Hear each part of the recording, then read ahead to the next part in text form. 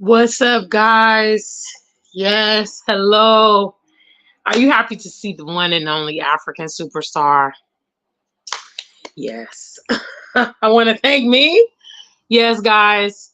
The fact that I still come on YouTube despite being demonetized means that I still love my audience because I'm actually not benefiting at all right now. But there are still some things I just want to share. I just want to impart. Much love to the African superstar family. Guys, we are entering like the last few weeks of 2023. We're now, only a couple weeks left actually of the year. And we'll be entering a brand new year. Hopefully all of you guys will join me in the new year. Big shout out to the African Superstar family.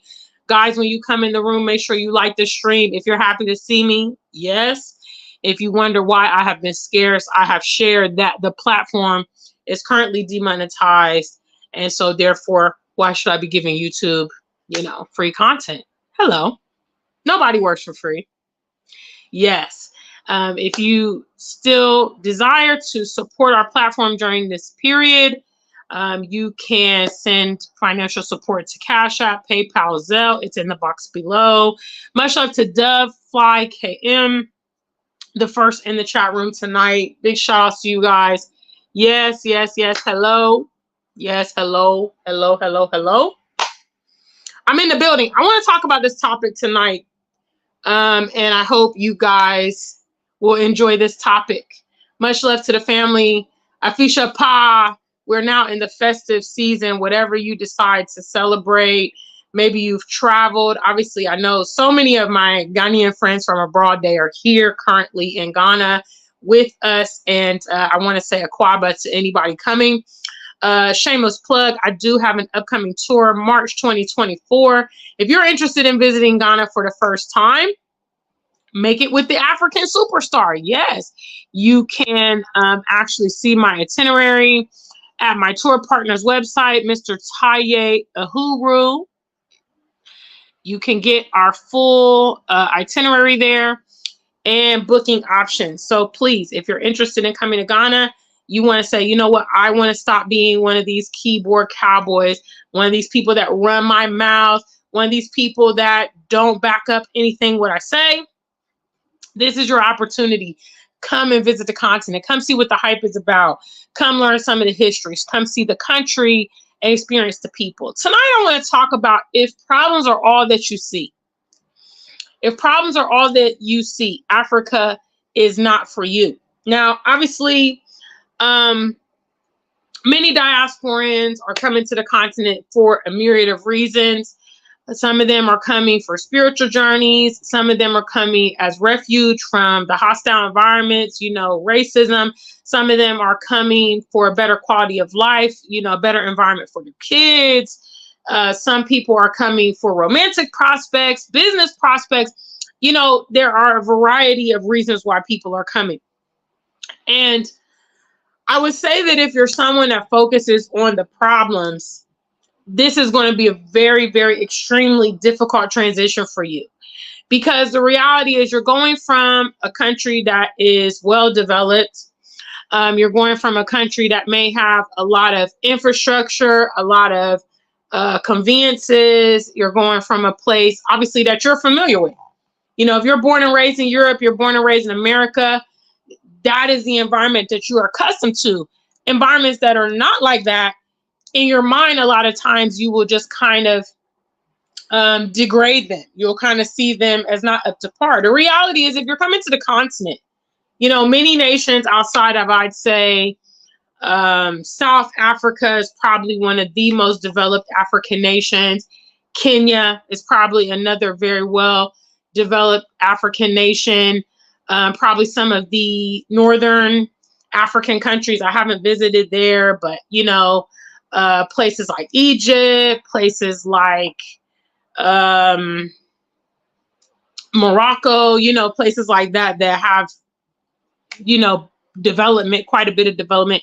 But when you're getting into, the interior of Africa, Central Africa, West Africa, obviously some East African countries, Uganda, and especially outside of the metros, You know, when you're in the capital city, usually you're going to get your best foot forward in the capital cities. You know, that's where the most amenities will likely be.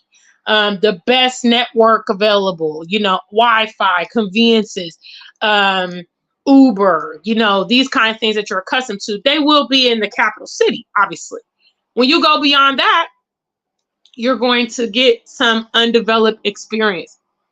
If you're someone that you come here and all you see is the problems, all you see is the deficits, all you see is the cultural differences and, you know, the lack of the Western environment that you've been in. What's up? Shout outs to Michael in the building. Guys, if you're here, we got 8 of you. I see like 2 in the chat. Hello, you know what time it is. You know what time. This is a free episode. So make sure you are showing love in the chat room. Greet the African superstar today. If you're happy to see me, make sure you like the stream. I'm just going to tell you definitively, if you're a person that's how you are, Africa's not going to be for you. The reason Africa's not going to be for you is that there is a host of problems. There's a lot of problems here. And actually, there will probably likely be a lot of problems for you as a diasporan who is estranged from, you know, the continent, especially if you have not regularly traveled here, if you're not abreast of the culture, if you haven't eaten the food, if you don't know the demographics, if you're trying to do business, you know, if you're bringing your children here, there's going to be problems for you at every turn. And if you're someone that can't see beyond that and see the bigger picture and or remember why you're here. What's up, Fitzroy? Big shout outs to Afro Carib. If you can't remember why you came here, because it never ceases to amaze me how diasporans will be in their Western setting. Hello? They'll be in their Western setting and they'll have all the problems in the world. They'll have all the problems in the world. That's actually what led them into moving to a different country. Okay, nobody picks up and moves realistically when everything is hunky-dory where they are. That's just the truth. Okay, nobody in the world migrates when they feel that wherever, whatever situation they have going on is going great. The job is great. The love life is great. The money is right. You know what I'm saying? The environment's great for their kids. Nobody decides, oh, everything's going great. Let me just go ahead and try a brand new country, start a brand new life, start all over, brand new networks, trying to learn a new demographics, whatever. Nobody does that, guys. The reality is if you've decided to leave your current environment, you had some freaking grievances. Okay, you had problems. You was mad. You was dissatisfied. You felt like, if you were like me, you felt robbed. Anybody in the room feel robbed? If anybody feels robbed, let me see a number 1. Shout out to the African Superstar family. I'll be going through shout outs in a minute. So if you are in the room, make your presence be known. Okay. If you feel robbed, you missed a promotion. Okay. You feel like you've been through psychological duress. You know, you faced racism unnecessarily. You know, I felt robbed of upward mobility professionally.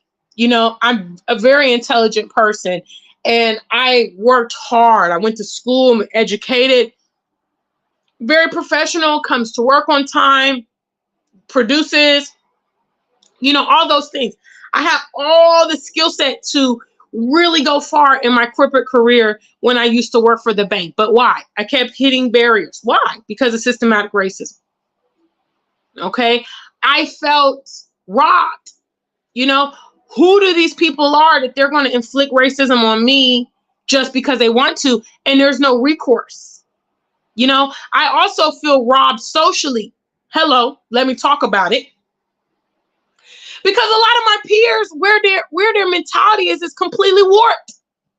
And it makes it difficult for real Pan-African, pro-Black, you know, confident people that realize that their people are superior. Their people are beautiful. Their people are capable. Their people are innovative. Their people are powerful. You see, I'm fully aware of that, which is why I love and gravitate to my own kind.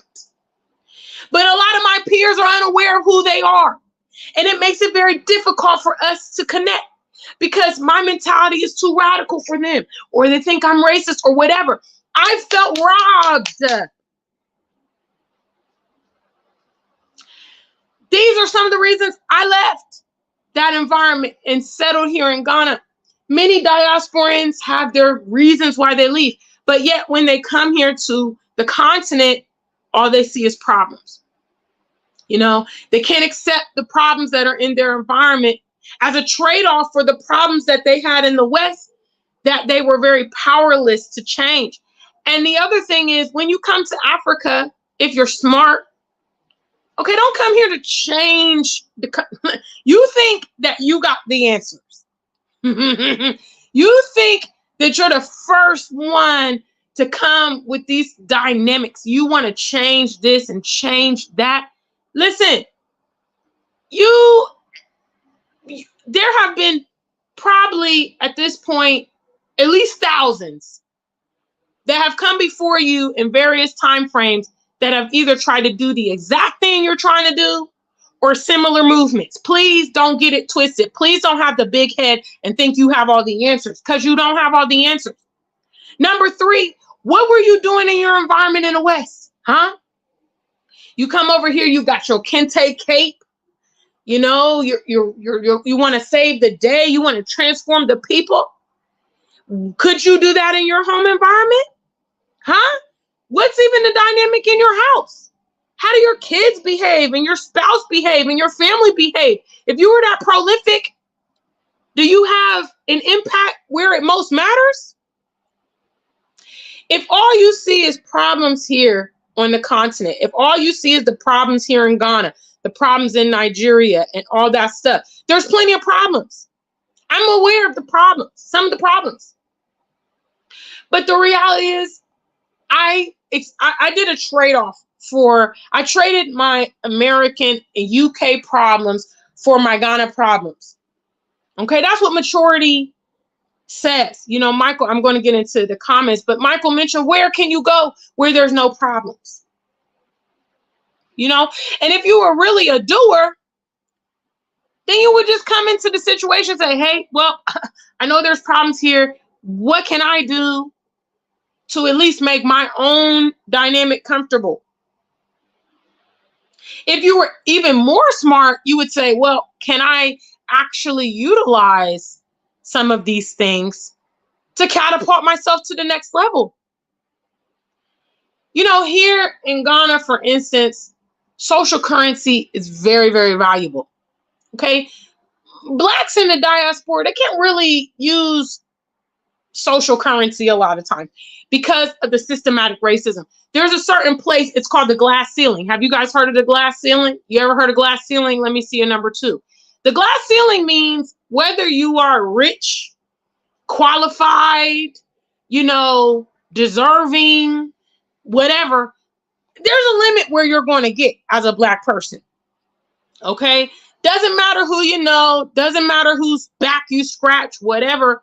They're not going to let you escalate beyond a certain point. And that's just the facts. Here in Ghana, this social currency is very valuable. Okay? It can catapult you to places you would never be able to, you know, kind of penetrate in the Western world.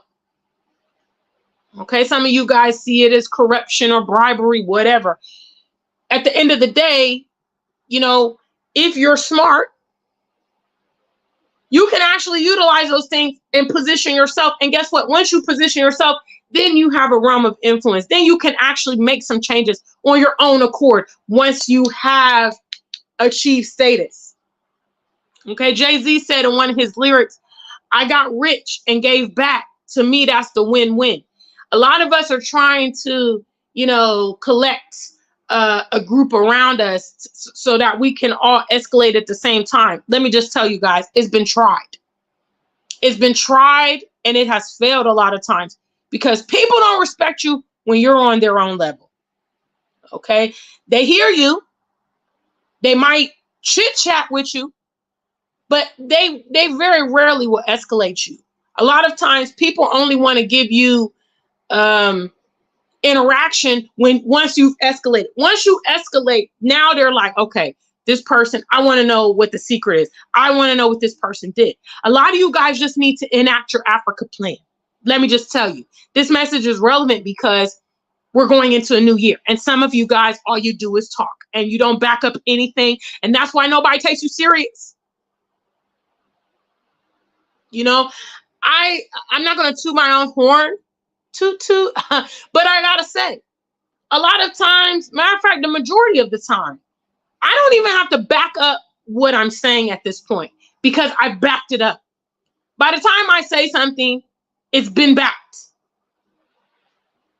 People now know, okay, if African Superstar says she's going to do this, or she's going to be here, or she's set out to achieve this, the likelihood of me achieving that is very high because I've created a track record of success. Now, back in the days when I used to talk some things, people would always question me. People would always try to play devil's advocate. People would always try to debunk me and all of that. I remember being here on YouTube, you know, back when I lived in the UK. And I remember that I would receive comments that, oh, if Africa's so nice and if it's this and that, why are you still living abroad? You know, I know some of you guys probably have heard that, definitely other YouTubers, whatever. Well, if you're so passionate about Africa, why aren't you living there? Okay. Do I get those? I can't even tell you the last time I got that comment. It's probably been over 5-6 years now. I've been living in Ghana for 3 good years, but I don't even get that comment anymore because now I have actually implemented my plan. I'm actually living the things that I'm talking about. And that's what some of you guys need to do. Trust me. You want to get your point across? You want to prove your point? Prove it. And that's going to be example enough. Okay, we talk about how nice Ghana is, a lot of us, how we love it, or other places in Africa. The best demonstration of that is to walk it like you talk it. Shout out to the African Superstar family. I'm in the building. As you can see, I'm turned up. Hello. I'm at 100%. I'm on my 2024. I'm feeling 2024-ish. I spent the weekend at the palace and fraternizing with the ambassador of Suriname. I mean, I'm getting called into important boardrooms and fraternizing with the kings and queens. I'm doing precisely what I'm advising you to do. You better believe that 10 years from now, your girl is going to be a very prominent person here in Ghana. Yes, because I'm climbing the social ladder. And at that point, I mean, I'm already there, but at that point, who's going to question me? Who's going to say, Gina doesn't know what she's saying? Gina is this, Gina's that. Who? Why? When? The track record is long. The proof is long. Who's going to tell me I'm not doing this music thing? Huh? I told you guys about that YouTuber, that Black American YouTuber that made a comment on, I believe it was Ghana Roll Call music video. This video is corny. I don't like this song. Okay, well, I don't really care. I remember that comment because that comment was, I said, oh, I'm gonna show him and others in his likeness. I'm going to show him and them. I've never seen another comment of him on my channel or any of my other videos or any of my other pictures. I've proved my point. If all you see is problems when you're coming here to the continent, Africa is not for you. Go ahead and roll with the problems in your environment because, again, a lot of people come to the continent and they forget. They forget about the problems that motivated their move in the first place. Some of them even go as far as, I miss America. I miss this. I miss that. I miss my family. I miss my friends. I miss Amazon. Okay. Well, guess what? It's not by force that you're here. So if you miss it like that,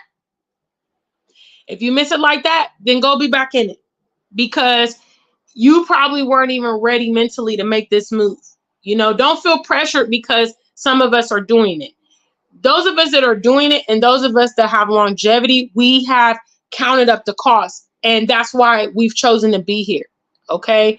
If you are doing it because of trends, you're doing it because of ulterior motives, because a lot of our people are coming here with ulterior motives, you're not going to last. You're not going to last because there's a lot of problems here that could influence you if your love or desire to be here is not genuine. Big shout outs, guys. Okay, let me start with the comments. If all you see is problems here, it's not the place for you. Okay, stay where you're at.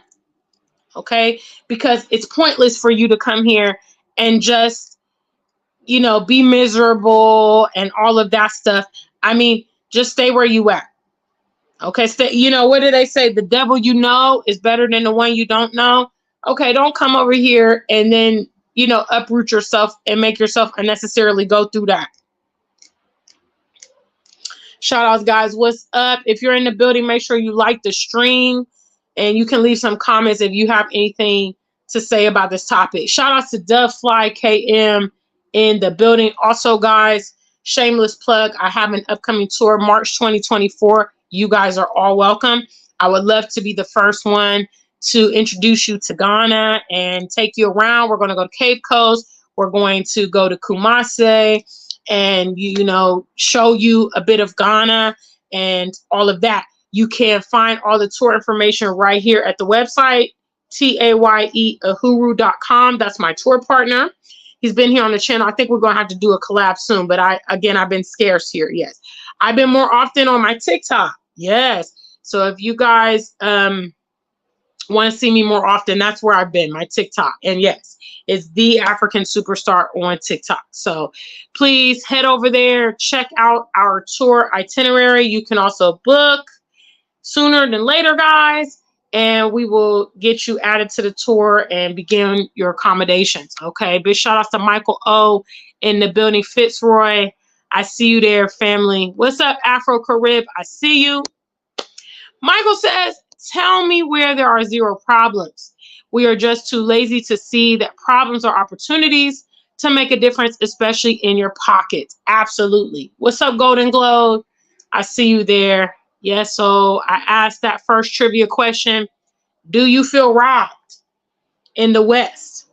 Do you feel like, you know, you would have moved along further? You know, was your original aspirations dashed by some BS? I'm not talking about people that make poor decisions, okay? Because some of us do this thing. It's called self-sabotage. Okay, we mess up our own, you know, upward mobility. I'm talking about you was in position. You deserved it. You worked for it. You paid for it. Okay, it should have been yours. If you were not a Black person, it would have been yours. That's how you know it's robbed. You've been robbed.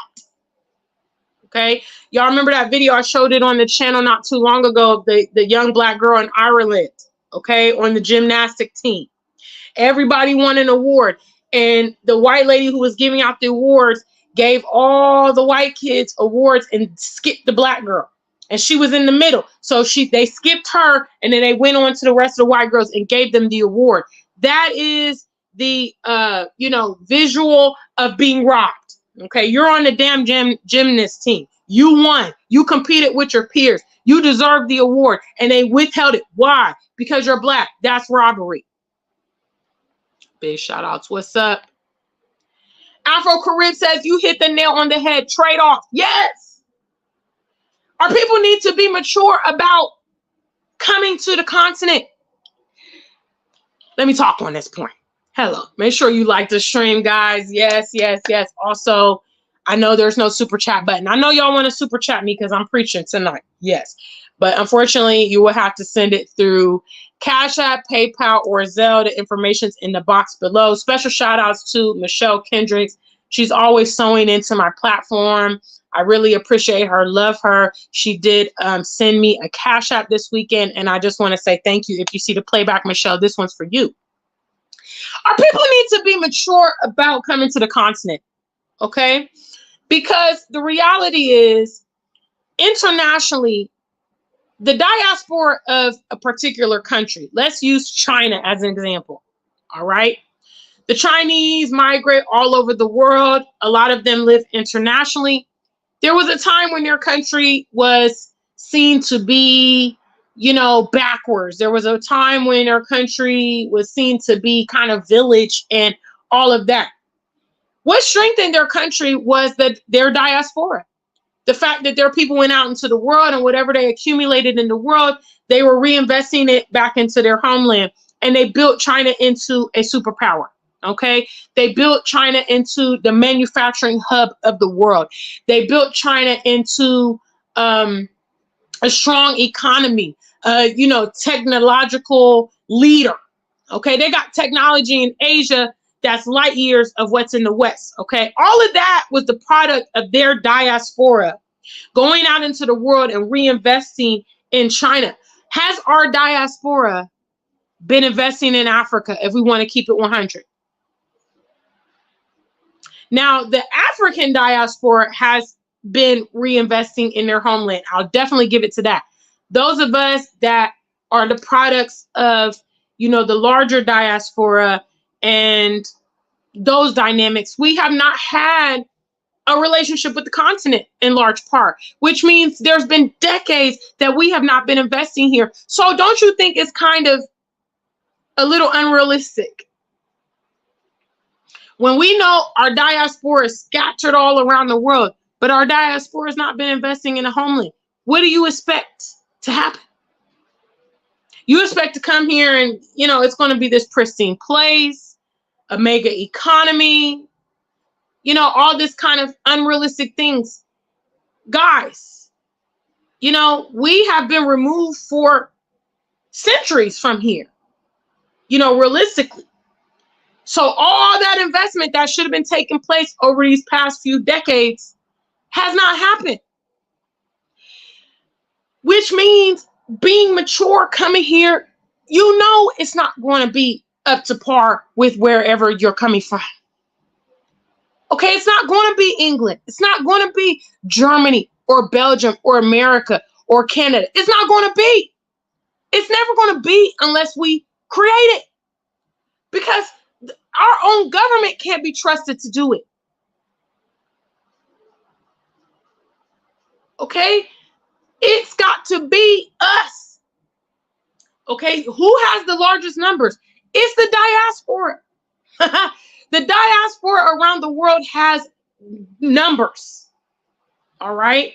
If they decide, I don't care about the government, I don't care about this, I don't care about that, I'm going to start occupying my homeland. I'm going to start funneling money in. I'm going to create a business or buy a land or do some development. That is one thing, one benefit about being here in Africa. For the most part, you can do what you want to do. If you have a vision, you have some capital, you get some of that social currency, the space and opportunity for you to expand your plans are there. But it depends on you making that investment and you making that implementation. Instead of complaining about what isn't there and what doesn't exist, figure out if you can erect that thing and bring it to life. It's a trade-off. You're trading your Western problems for your African problems. Okay? You're going to trade in, cold weather and police brutality and, getting profiled for rough roads and power outages and, the perception of being rich. Okay? Huh? Okay? You're going to trade in, your favorite pizza joint in Chicago for your favorite jollof joint here in Ghana. Simple. Maturity is going to say, hey, I'm in a new setting. It's going to be a little different. I'm going to roll with it because at the end of the day, I made this decision. Shout outs to Afro Carib on that point. What's up, family? What's up, AQ? I see you in the building. Transition to Tech says, we would invest if we had a path to residency or citizenship. I'd love to have an investment outlet to reside and build in, but I don't quality the tribal citizenship that Sierra Leone offers. I can't speak on Sierra Leone. I've never visited there. It goes without saying that the infrastructure of a transition for the diaspora is very needed. And I have said in many occasions, it's an opportunity for people that feel that they can facilitate that, to set those things up. I have, in my own way, tried to ready people that are coming here by providing this resource for years about the mindset that's really needed. Now, there is no current vehicle, when you Google, okay, move to Ghana, you can employ this agency that's going to take over the whole transition and walk you through and manage your affairs. There's that currently doesn't exist that I'm aware. But it's an opportunity for somebody who feels that they can do it. And I think, unfortunately, our environment in the West has very much enabled us to go for the ready-made package. Okay. We don't know much about creating things from the inception. We don't know much about running businesses and being leaders and being entrepreneurs. Why? Because we've been groomed to be, employees. We haven't, a lot of our education has not groomed us to do these type of things. We are not encouraged or promoted to be critical thinkers. So some of us are in our adult years and now being thrust into this situation of, okay, I gotta figure out how to matriculate in this environment. I gotta, figure out how to create streams of income or run a business. It's very difficult. It's very uncomfortable. But if you're making the conscious decision to make this transition, then that means you're going to take it on. Where there's a will, there's a way. And that's very much my mentality. I mean, I don't really have to tell my viewers that, because I think I have proven that and demonstrated that. I did not have the tools to do what I have done, but I do think that one of the things that's critical is paying it forward. So now that I have gone through these things, I'm now available to my community to also help them, as much as possible to duplicate the transition. You guys have a lot more tools trying to do this in 2023/4 than I had back in 2016 when I first decided to visit the continent. And that's because there's several of us that's like, okay, let me document my experiences. Let me, show visuals to people. Let me talk about problems or pitfalls or cultural differences. I think that this transitional program, I have suggested it. I can't do it. I'm not prepared to do it. I'm not graced to do that. But I think that some people could do that. There's a lot of opportunities for that. And I think some of the places that are having a lot of diasporan traffic, like Senegal, Gambia, Kenya, Nigeria, Ghana, South Africa, would really benefit from these things. I also think it's kind of naive to think that the government is going to provide these type of things, because they have their own people are suffering here on the continent. Their own people have their own local problems and this and that. Is the diaspora so important that they're going to supersede the local problems? I think that's where we come in, because we know what's needed for our people to be able to make that transition, especially once we have done it. Okay, we know things. Once we have done it, we know things, okay, that will streamline the process. And we need to provide those services for our people and stop expecting someone else to provide it. You know what I mean? If, for instance, let's say you are in Texas. You go to Texas. You're the first person to discover Texas. You're the first Black person to move to Texas. Let me say that. All right. Now, when you get there, you see Indian people, you see Mexicans, you see Chinese, you see Greeks, you see Italians. All right. These people already know the game because they do it everywhere they go. That's why they have Chinatown. That's why they have these, ethnic quarters and all this stuff, because they don't expect when they go to a new place, that that place is going to have the resources for them. You see, the Mexican doesn't go to the white American and say, man, you know, you guys should cook burritos because that's my favorite food. You know, you guys don't have pico de gallo. I can't find my favorite, you know, tequila. It's not fair that you guys don't carry it in this store. What do? They set up their own damn grocery store. They set up their own restaurants. Okay, their own barbershops. You know, the Jewish people set up their own schools and blah. So we got to understand that nobody's going to solve these problems unless we solve it. We're diasporans. We are pioneering over here to an effect. Obviously, there's other diasporans that have already ventured to the continent. There's people that have been living here for decades, but in mass, we are a part of the pioneers that are coming to the continent currently in mass. We've got to provide for our own people. We've got to provide the infrastructure for our own people. You know, we've got to trailblaze. We got to create the bridge. We got to integrate. We got to learn our new environment. We got to do it. Nobody else is going to do it. You know, diasporans got to get out of their superiority that, okay, we're here in Africa and people should cater to us. You know, we have a tumultuous history. I understand. People here on the continent have suffered just as much too. You know, the ancestors that was taken and scattered across the world, their family is here in Africa. Do you think that it was not disturbing to them to never see their family again? Never know what became of them, never bury them, never know, you know, their family, extension of their family, their whereabouts, nothing. You think that didn't also affect the homeland?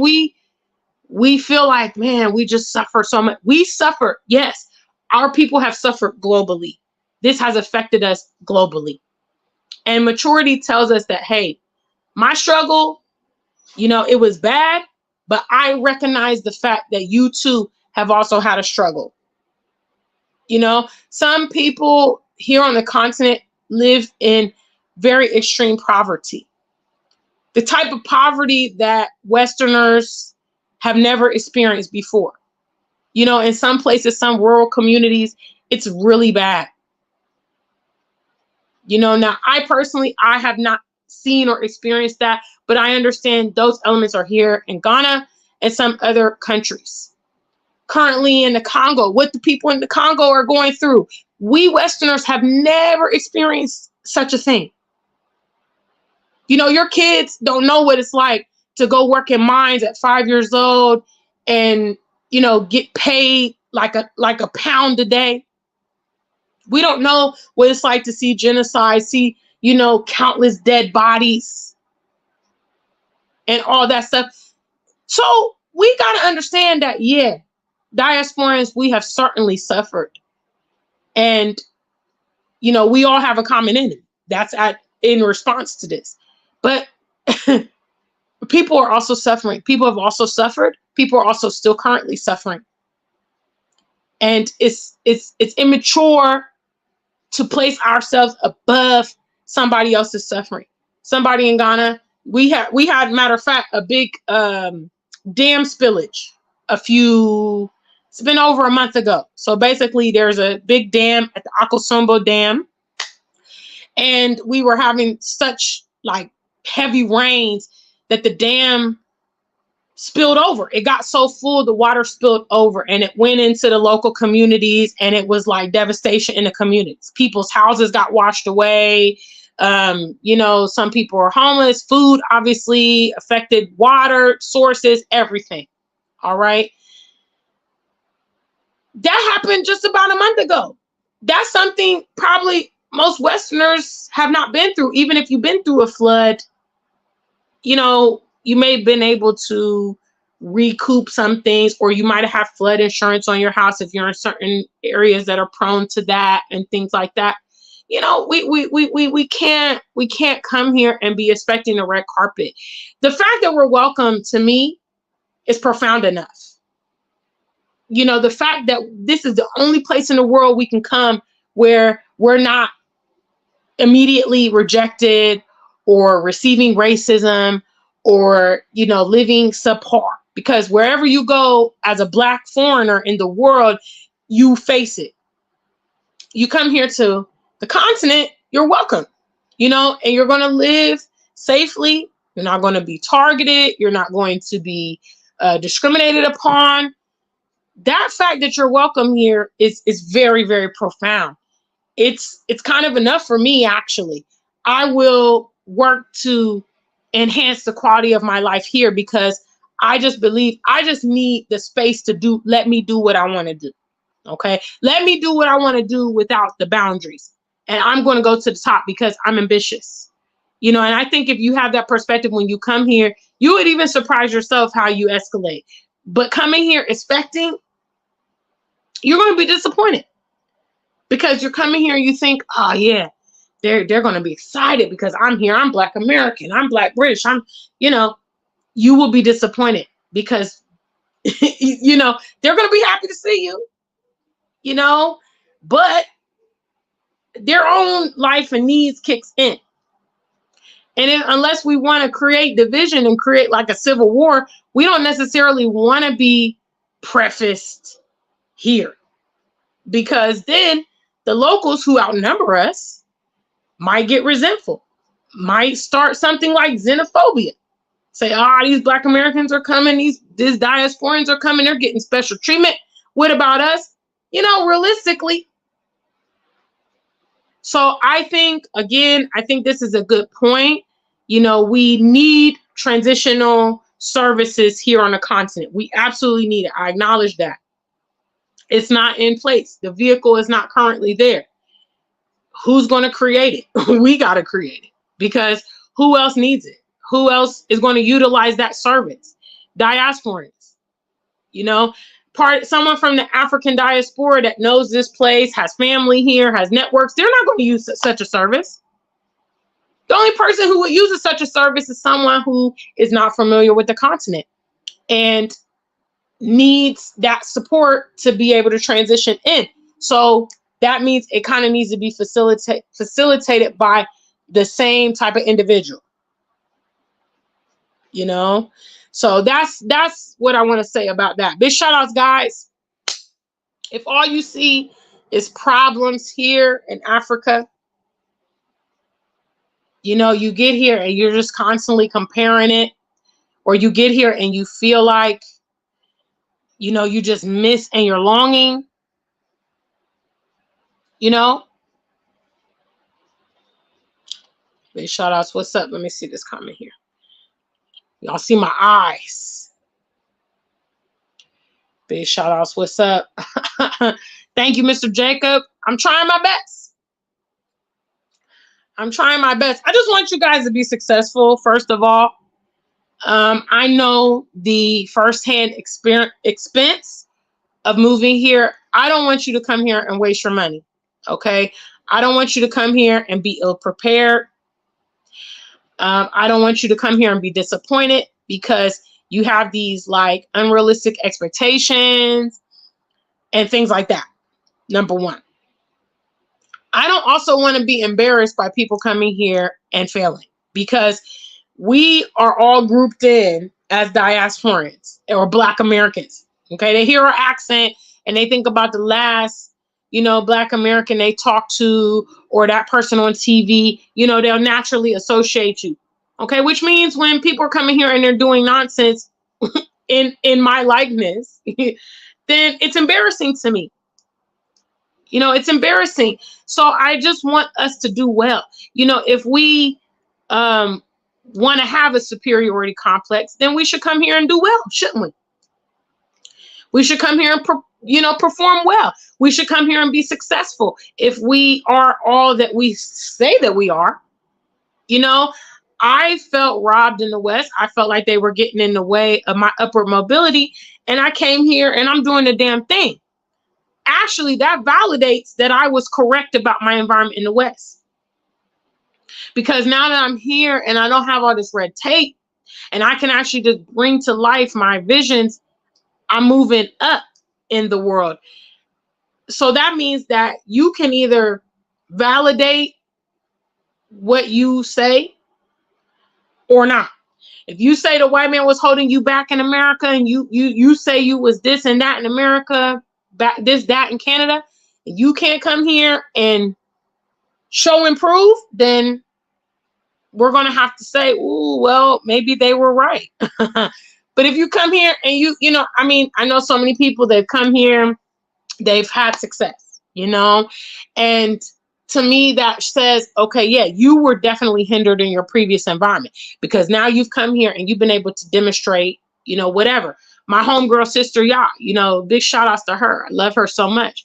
She's come to Ghana. She's been able to, you know, start a business with her husband and her in-laws. She's been able to build a house from scratch. I just think that's so impressive. She started a farm. All these things she did. Now, when she was living back in the States, she didn't have no farm. She didn't build no house. She didn't have her own construction company. She's been able to do that stuff in the course of, you know, what, 3 years.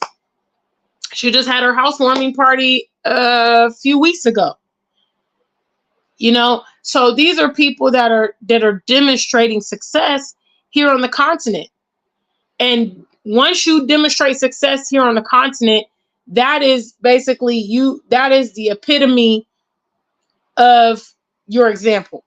Because if Ghana is everything you say it is, or, you know, if moving to Kenya was the best thing in your life, then I'm sorry, you got to have something to show. If you don't have anything to show, nobody's going to take you seriously. It's all talk.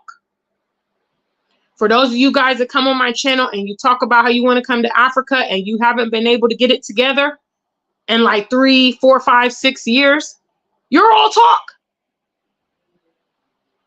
You're all talk.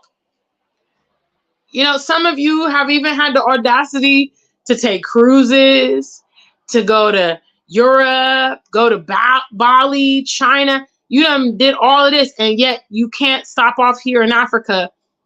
And that's fine and good, except you talk the talk. And to that, I just say, you're all talk. Majority of our people are all talk. Because if you are passionate, you need to back it up with some action. Okay, coming to Ghana is not, it's not another planet. Okay, you can actually get direct flights from JFK. It's going to take you like 6, 7 hours. Okay, the same direct flight that you can take to London and get there 6, 7 hours, you can go down to Accra or Lagos. You know, if you really want to do it, you know, and I would encourage you to. I would encourage anyone who has the interest to come here to the continent. Come here and experience it for yourself. You know, create your own tangible example of what the continent really is. And from there, you can strategize if you want to go beyond that. For some of you, you're just going to come for holidays. For some of you, you're going to retire here. For others of you, you're going to migrate here. You're going to bring business here. You know, you might prospectively find a partner and start a family here. Okay, but all those things cannot begin until the first step takes place, which is coming and experiencing it. Right now, if you have yet to come here, all you have to go off of is YouTube videos and preconceived notions and probably, you know, brainwashing from school or the media or whatever. Or you're going off of interactions that you've had with that westernized African that you met in America, working at the care home, you know, driving the train or wherever you met them.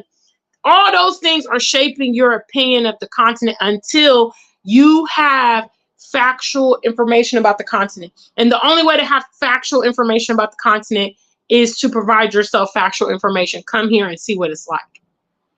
You know, it's not for all of you, but for those of you that talk the talk, because I am tired of y'all talking the talk. I really wish if I could just get a few good men to gather with me that we could move forward in this game.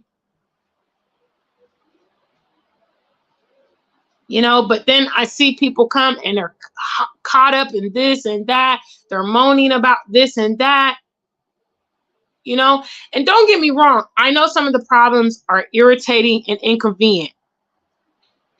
I know that. I've seen some videos where people talk about, some of the challenges. There are some people that have children here and they talk about the schools and things like that. I realize it. I know some people living in rural communities, they have more experience with like the power outages and the water shortages and the rough roads, and some communities, security. I know the couple in the Gambia, their house has been burglarized a couple times. Things like that. I acknowledge all those things. I don't lessen them, but some of these things are part of the transition of us coming to the continent. Until continentals are more familiar with us and things like that, and there will be this gap of understanding. And I think those of us that are trying to be pioneers have kind of understood ourselves to be pioneers. We should anticipate some of this stuff. The world doesn't change just because you got on the plane and came to Ghana. You know what I mean? The brainwashing that has happened for centuries is in full effect. Just think about yourself. Shout out to any of the family that's in the building. We got 14 of you guys. Third trivia question. If you will acknowledge that you at a time was brainwashed, let me see a number 3. Hello. I'll start with myself. I was definitely brainwashed to a certain degree. Okay. I believed in the American dream.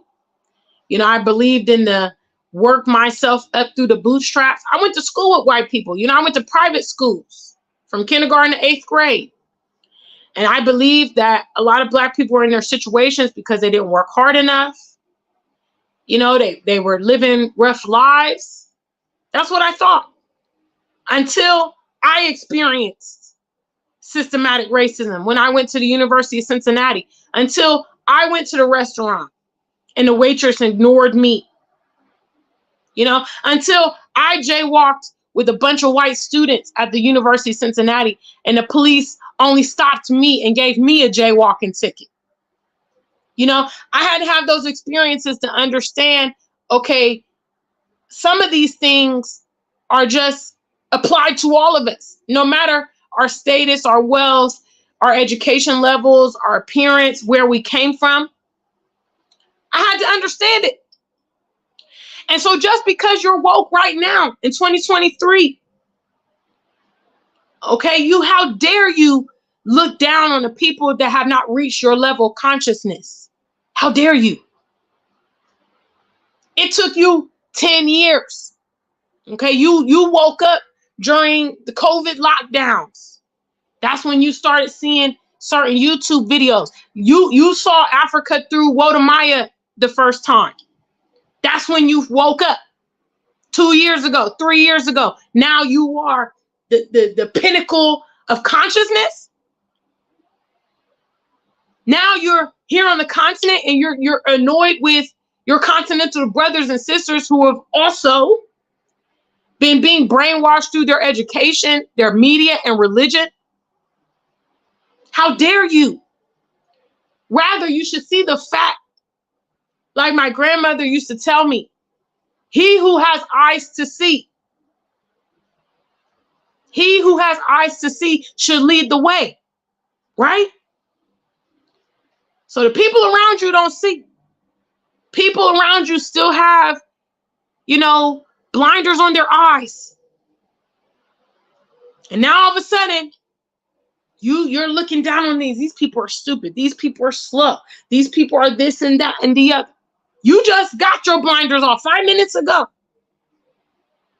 Find a gentle and caring and loving way to start communicating with your peers if you want to be successful. If you really want the best chance of success, focus on the youth. Because the youth is what is going to lead us forward. Okay. A lot of our peers, the damage in their heads is just too much. It's too extensive. It's not going to change. You can't change them. All right.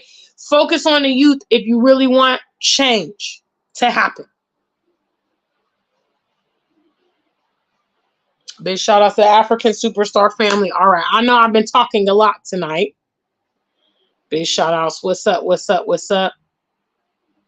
Learn Bantu knowledge. It says superiority complex is very bad in our livelihood.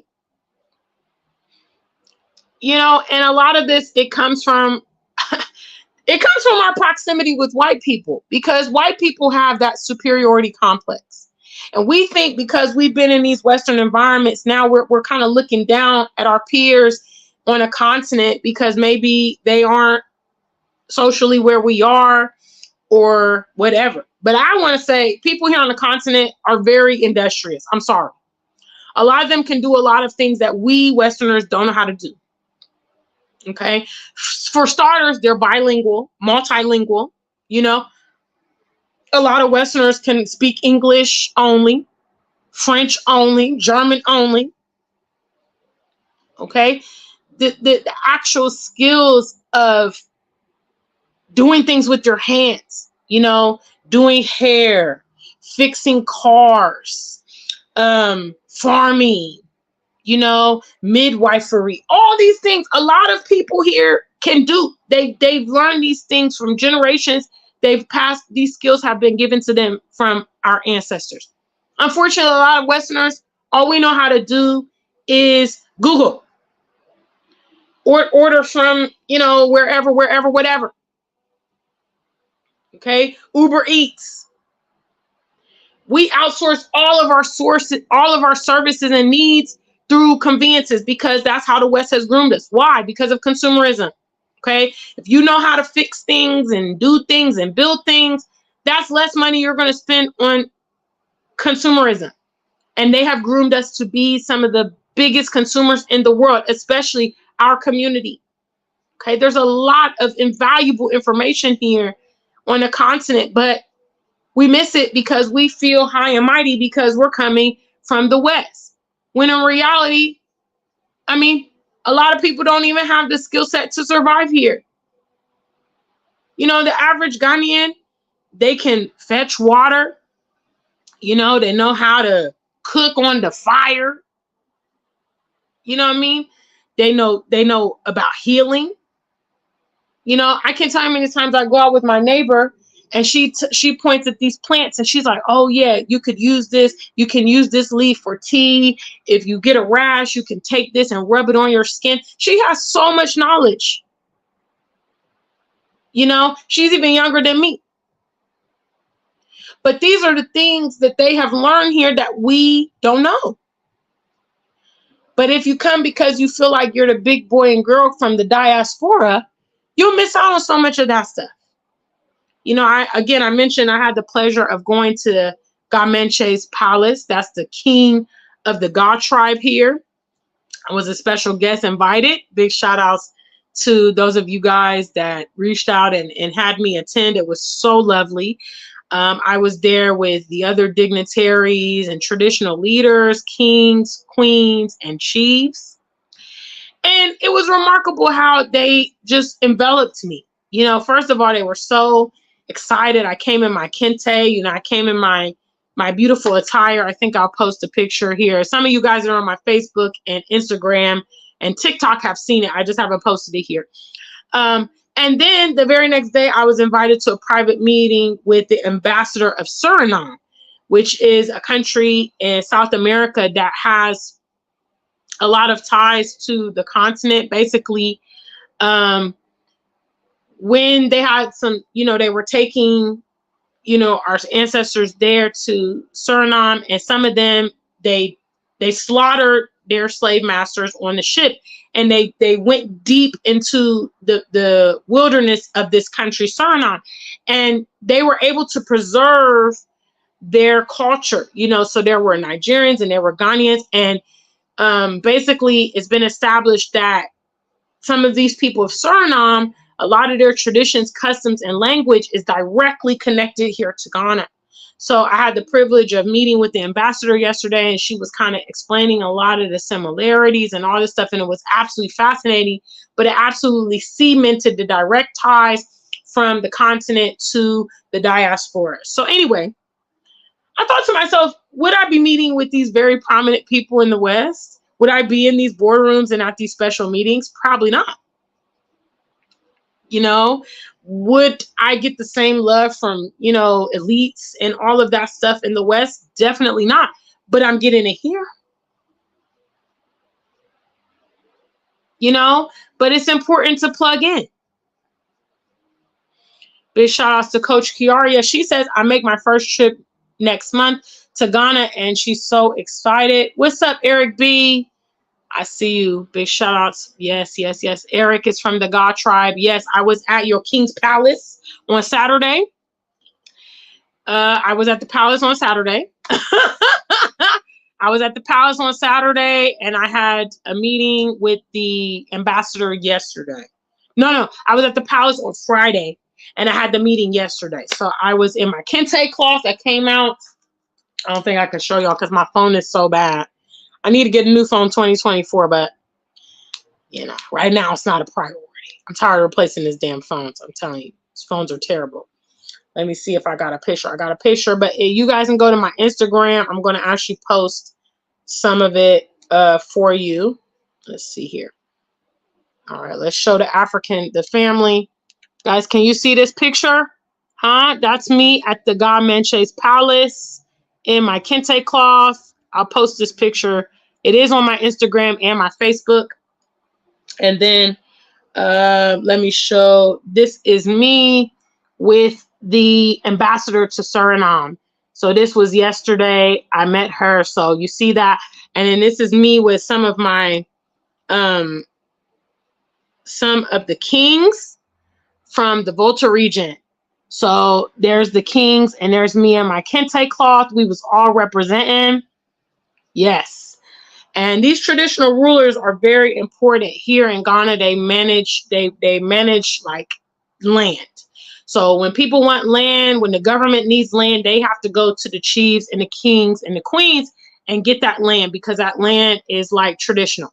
Even when you're buying land here in Ghana, it has to go through the chiefs. The chiefs say which land is vacant and all of this stuff. So they hold a lot of power. So I was with these kings and queens yesterday and the weekend. And this lady here, this queen, big shout outs to this queen. She's also a queen in the Volta region. She told me she watches me on Facebook and she's a fan of my music. So she invited me to her palace in the Volta region. And I was like, wow. So, you know, bumping shoulders with very influential people. It's really nice, you know. So I will post some of these pictures up for you guys on the tab following this live. But yes, big shout out to African Superstar family. Also, guys, I did perform last week. That's me on the stage. Hello. Yes, I did perform. I've been active. I just haven't been active here on YouTube. But anyway, I think I have driven home the point for you guys. And, you know, those of you viewing me, this may not directly go out to you because obviously you know what I'm saying. Some of you guys are definitely trying your best to transition here. I definitely want to send my well wishes out to you. I know that it is very complex and difficult for somebody, you know, some people, but I think it can be done. And I think obviously if you are using our mission statement, who knows our mission statement? It's been a minute. Who knows our mission statement? We got 16 of y'all. Somebody should know it up in here. Who knows our mission statement? I want to see it in the chat room. If you are actually implementing our mission statement, then you're going to have success here on the continent. You're going to have success in life in general, because that mission statement, you can take it and implement it with everything in life. You know, come on, guys. We got 16. Don't nobody know the mission statement? I can't believe it. I cannot believe it. I have failed. I have failed on my channel. I need to do better. 2024, I'm going to talk about the mission statement every single video because y'all don't know the mission statement. Wow. I cannot believe it. I can't believe it. All right. Well, let me start with educating y'all. The mission. Oh, thank God. What's up, Alfred? I see you there. Big shout out to the family. Okay. Our mission statement, guys, is SMP. Okay. It stands for strategy, maturity, and patience. All right. That's the mission statement of this channel. Thank God. Michael, did you just type it? Because I just literally said it. Strategy, maturity, and patience, guys. That's what you need here on this continent. This is what you need in general. Okay, strategy. All right, you need to devise the plan. I know some of you guys been watching Hollywood and you're like, I'm about to jump on the plane and buy this one-way ticket to Africa and I'm going to have this happily ever after. That is not strategy. Okay, strategy is mapping out the game plan, doing some contingencies, doing some test runs. Okay, you know what? I'm going to go stay in Ghana for 2 months. I'm going to go stay in Nigeria for 6 months. I'm going to go and, see what's up. I'm going to frequent the continent. And that's developing strategy. Okay, figuring out the components you need for success and preparing yourself and doing all that before the move. All right. The next piece is maturity. My God, my people suck at this. And I really want my peers to become more mature. Okay. Maturity is what I've talked about it during this episode a bit. Okay. Anticipating things. Okay. When you come to Africa, one example of maturity is understanding that continentals, I don't care if they're 45 or 60, some of them have never interacted with a foreign Black person ever before in their life. Okay, you might literally be the first Black British, the first Black American, okay, to ever interact with these folks on the continent. They don't know how you live. They don't know what you've been through. They don't know why you are there. The fact that they ask us when we are here why we are in Africa is a testament to the fact they don't know the pretenses of why we have come. If they knew that there was mass shootings every day, okay, if they knew about all the police brutality, if they knew about systematic racism, how that works and all that stuff, they wouldn't be asking us why we were here. It would be obvious to them why we were here, right? Maturity is understanding that they don't know us like that. All right? That's maturity. They don't know us like that, and they won't know us like that until they live with us and they get to see how we are and they investigate us and all of that. Maturity is understanding they're going to be curious. They might try to take advantage. They have stereotypical views of us. All of that is immaturity. Understanding that when I come to Africa, I'm not going to be able to get, I don't know. This is a for real trivia question. I don't think none of y'all can guess this. Does anybody know what my favorite candy is? I'll be shocked if any of you guys know what my favorite candy is, but I think I have talked about it briefly on here. Maturity is understanding that, yeah, your favorite candy is an American brand, and now you live in Ghana, and you can't get it here, okay? You can't get Chipotle here, all right? You can't get McDonald's here, okay? You can't get Subway here, okay? Maturity is understanding all of that. You can't get some of your favorite spices and all of that here, okay? Can't do online shopping here in the same way. Okay, maturity is understanding those things and not being upset. Oh my God, I can't have my cup of Starbucks every day. Oh, wow, Brown Coat Blue, I am just absolutely shocked. Brown Coat Blue knew. Yes, Twizzlers is my favorite sweets, okay? I couldn't even get Twizzlers in the UK. They don't even sell them over there. Maturity is saying, hey, I don't need that sugar all the time. I'll be okay. I'll find something else new to eat. I'll find a new sweets or whatever. All right. And then getting on to the patience. Patience. Patience with your people. Y'all got patience for the white man. Y'all have an unending amount of patience for the white man. It makes me sick. I gotta say. You guys forgive them. You guys love Jesus Christ. You guys, you ignore a lot of things. Oh, well, that was in the past. Yeah, I know France is taking advantage of, African nations, but, we do this to each other. Huh? You guys swirl interracial date. Y'all got an unending fuse for the white man, but for your own people, your own likeness, you are frustrated. First bad experience you have, it's just the worst thing ever. Brown coat blue and got that interior knowledge because we did go chill when he came to Ghana.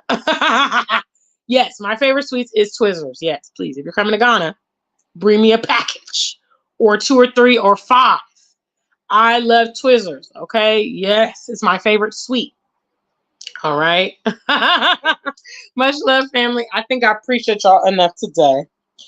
I know I haven't been coming, but y'all got to take it up with YouTube. They feel like they can just, take people's platforms, do whatever they want. Well, I'm gonna have my own protest. Why should I be coming here for free all the time? Sorry, I'm over here in Africa. I gotta make money. You feel me?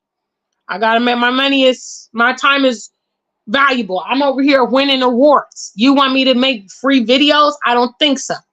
But I do miss my channel. I do miss y'all. I thought, man, I haven't seen them in a while. And plus, I want to talk about this topic. Big shout outs. Eric says, you definitely need patience when you come in from the West to Africa. Full on. Shout outs to those of you guys that know the mission statement. Don't worry. I'm going to teach y'all 2024. Those of you, the rest of y'all that don't know it, the other 10 of y'all, because we had like a few people that knew it, you going to learn that mission statement 2024. We're going to get the channel back remonetized, and then y'all going to see me more often. In every episode, I'm going to talk about our mission statement because we need it. I need it. Well, I got it, but y'all need it. We as a group of people need it if we want to be successful. Eric says, the average African thinks America's like the Cosby Show. Yeah, they think we're rich. They think we came over here with stacks on stacks on stacks. Like, even when they see us here living for years and we don't work, they just feel like, oh, you're a millionaire. They see how white America lives. They think black Americans live like white Americans. There's no this, they don't see any barriers between us. So all Americans in their mind is balling out of control and rich. Okay. S&P is going to not get pissed off when that happens. When somebody calls you a foreigner, when somebody calls you a black American, okay, S&P is not, you're not going to be getting emotional. You're going to realize, hey, at the same time we're getting brainwashed in America, they're also being brainwashed here in a certain way. Okay. They're getting brainwashed in omission.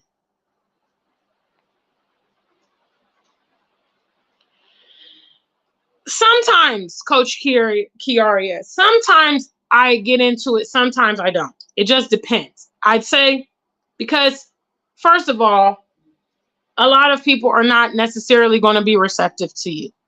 So when you start telling them the reality of your life and things like that, it's going to go in one ear and out the other. You need discernment to understand who might understand you and who might not. All right. And so for me, typically, if someone asks me, I might give them a general answer. I might say something like, America's really dangerous. And then if they say something like, really? No, I don't believe that. That's crazy. Then I kind of just leave it alone, because in their mind might already be made up that, or typically also those people that are diehard to travel. Those people that are diehard to travel, they are going to reject what you have to say, because in their mind, they've already made it up that America, UK, Canada is where they need to be, where they want to be, whatever. there are some other people that are receptive. You just kind of got to gauge the system. But absolutely not, honey. I don't waste my breath. I don't waste my breath at all. I determine who is worth this message. That's why I communicate here on YouTube, for instance, because I know that more than likely my audience, the vast majority of you guys, you're interested in this type of content. Okay, you're interested in this subject matter. So I rather talk to you guys because you're receptive, you're going to ask questions, you're going to engage. I'm not trying to beat my head up against a brick wall. Life is short. Okay, if you think you're going to go to America and make $1,000, $100,000 in a year, who am I to tell you the truth? Go on over there and do it.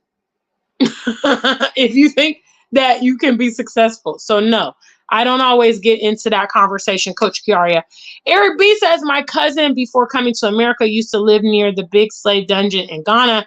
He said he was never taught what it was about. He thought it was a place for rich people. I'm not surprised.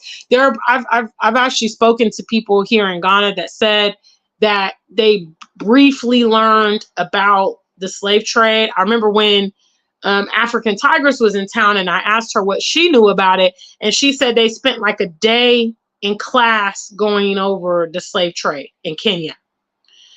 And so, you know, I think that's what they have really strived to do here on the continent, is just omit history altogether. Even though, yes, the remnants are here, you know, the slave castles are here and things. If you're not learning the context of those things, it doesn't really matter. You know, there's probably landmarks in your city that you don't really know what they mean or represent. There's a lot of things that have happened historically that our people don't know what it means, like Black Friday, you know, like Independence Day, Thanksgiving, Columbus Day. You know, a lot of these things, you investigate the history behind it. You as a Black person, really, should you be celebrating those things? But if you don't know the context, you think Independence Day, okay, fireworks, barbecue. Thanksgiving, turkey, being thankful. Okay, Christopher Columbus discovered America. Let's celebrate. You know, context is very important. And context is what the people here are not getting. Context is what they're not getting, as well as they're getting, again, omitted media. Which is why the people here want to flock abroad so much. They have no concept. They have no concept of homelessness in America. They have no concept of the racism, the extreme racism in America. They have no concept of the cost of living. Okay? They think they're going to come. Money is abundant, grows on trees. They're going to be able to generate unlimited wealth in a short amount of time. That's what they believe. They think the white people are going to welcome them, embrace them. You know, and that's how it's portrayed here. And that's why so many of them are diehard to go. Realistically, if they knew the dynamics, would they be so eager to go? Ask yourself. Ask yourself. So yes, big shout outs. What's up? I agree with this. Brown Coat Blue says indoctrination is possibly even stronger on the continent. Because in my opinion, the indoctrination happening here has been running unopposed. You know, ever since these European countries invaded Africa, they have been running unopposed. You remember we had the civil rights in America. You know, we had segregation in America. So there was Black communities, there was cohesion, you know, there was economic development in those environments where we were forced to have our own schools, our own universities, our own business, because we couldn't integrate. That here has never happened.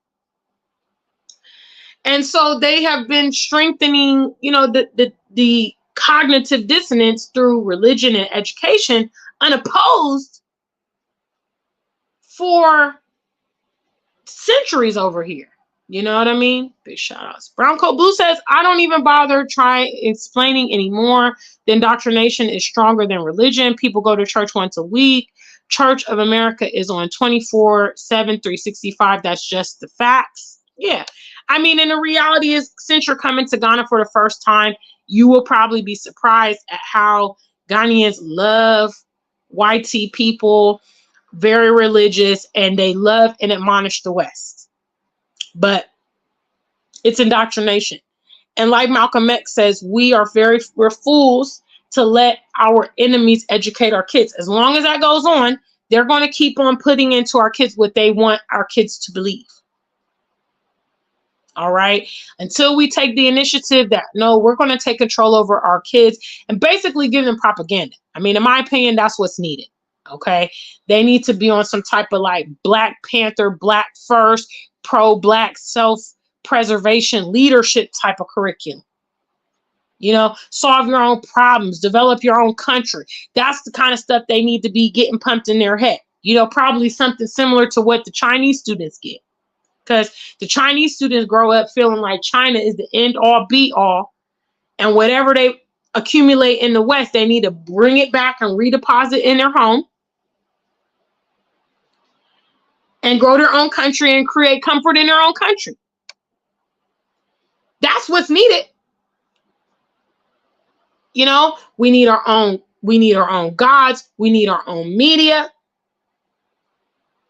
You know, we need to preference our people. You know, in Ghana, the first and foremost citizen should be the Ghanaian citizen. After that, diaspora. And then the rest of these guys after that. Okay? And reciprocity. We're not doing anything with your country that you're not doing with us.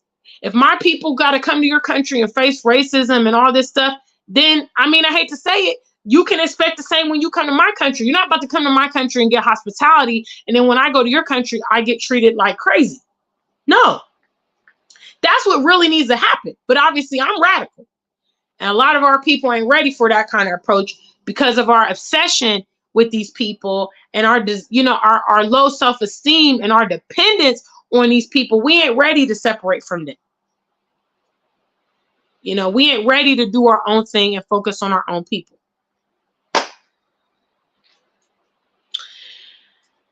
All right, guys, I've talked a long time.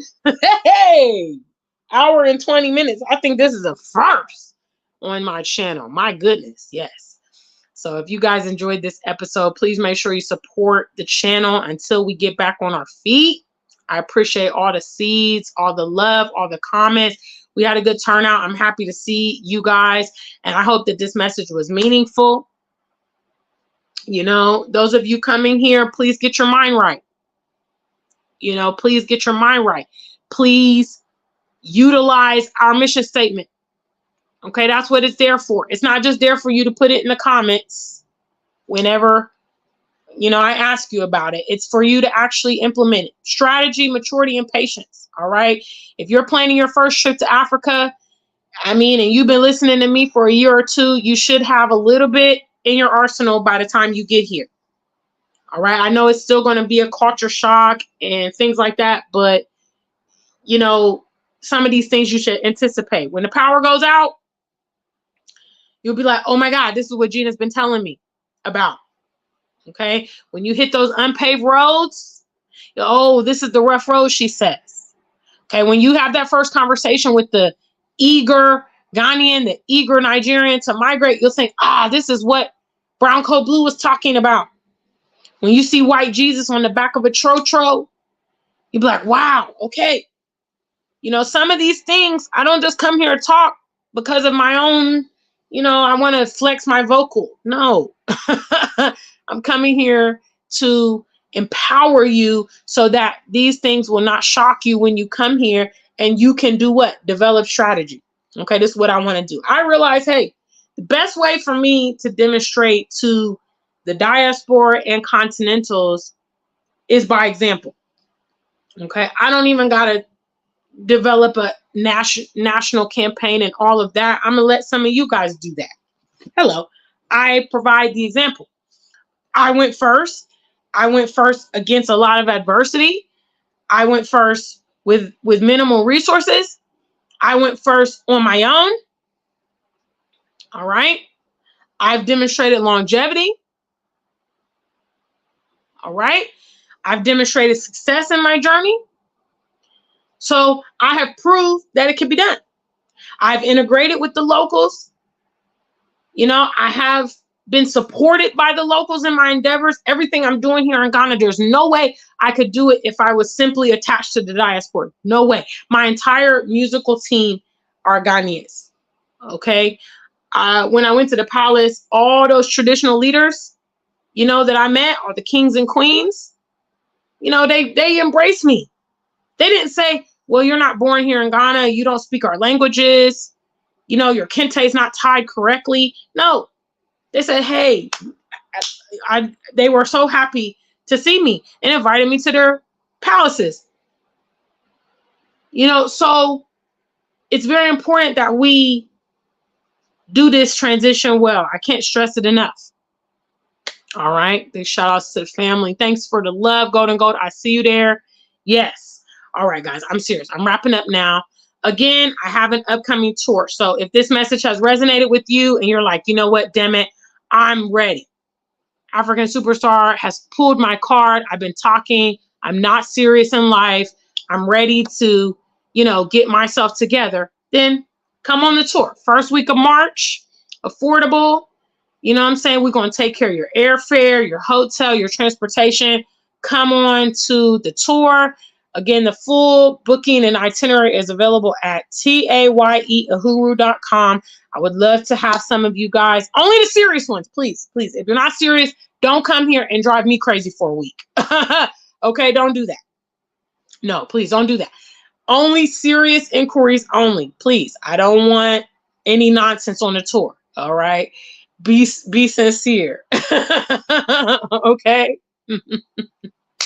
All right, family. I will see you guys again soon. Again, if you want to see me more frequently during our hiatus, I'm going to try to get the channel. I believe I'm on suspension currently, my monetization, until the end of January. So in the meantime, I'm more often on my TikTok.